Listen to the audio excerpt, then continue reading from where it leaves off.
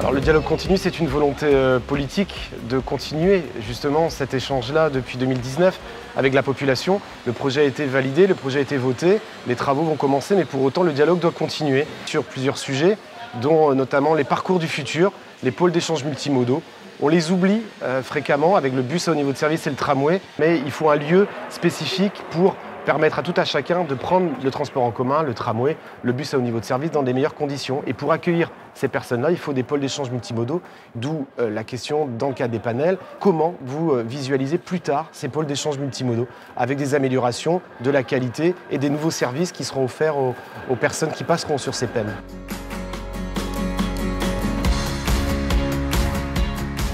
Pour moi, c'est important de travailler sur le parcours puisque on se déplace au quotidien pour toutes nos activités avec des modes de transport très différents selon l'endroit où on va, selon nos moyens financiers, selon l'endroit où on habite. Pouvoir en discuter avec tout le monde, de comprendre un petit peu cette diversité et de s'y adapter. Et c'est en ça que les pôles d'échange multimodaux sont aussi importants puisqu'ils prennent en compte ces diversités de pratiques.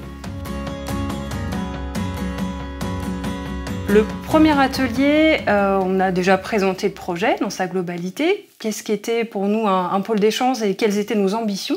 On a vraiment donné la parole au panel. On leur a donné des petites cartes avec des profils d'utilisateurs. Par exemple, quelqu'un, père de famille, qui vient de Plougastel et qui souhaite se rendre au centre-ville. Qu'est-ce qu'il aimerait retrouver comme service au niveau du pôle d'échange qui va être créé à Plougastel? Quelle ambiance dans le PEM il souhaite retrouver? Dans un second temps, on a fait un travail plus zoomé et plus précis. Là, on a fait rentrer le panel sur les plans d'aménagement de ces futurs pôles d'échange en disant, bah voilà, à cet endroit-là, il semble important d'avoir une information sur les différents temps d'attente entre les différents modes de transport, combien de temps je vais mettre en vélo pour rejoindre la gare, et si je prends le BHNS, est-ce que ça va aller plus vite? Donc on a vraiment fait ce travail de précision aussi sur plan. Et concernant le troisième atelier, ça a été plutôt un travail de rétrospective et de synthèse de ce qui a été fait sur les deux ateliers précédents pour justement retraduire sous la forme d'un avis citoyen tout ce que le panel a pu apporter, a pu dire, qui a été restitué plus tard au grand public.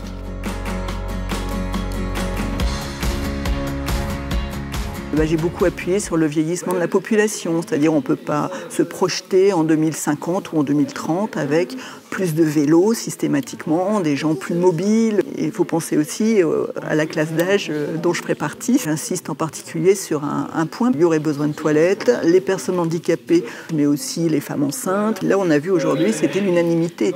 Et moi, tout ce qu'ils ont dit aujourd'hui dans le groupe de conclusion finalement sur les vélos, moi j'ai acté tout bien sûr parce que je sais ce que ça veut dire maintenant.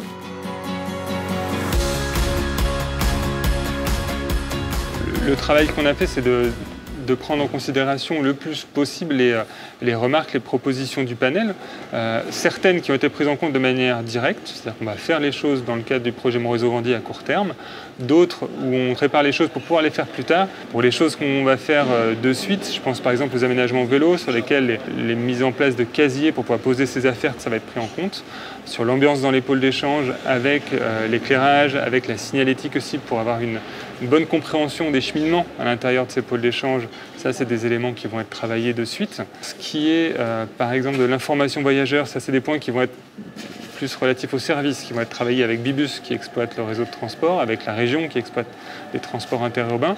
Et puis, certains points où on conduit des études et on a des questions financières aussi, malgré tout. Je pense, par exemple, à la mise en place de sanitaires, où on va prévoir les réseaux pour pouvoir les mettre en place plus tard. Mais à ce stade, on n'a pas forcément le budget qui est là pour les mettre en œuvre tout de suite. Ce travail a vraiment été intéressant pour se questionner sur ce qui faisait vraiment le programme de nos aménagements.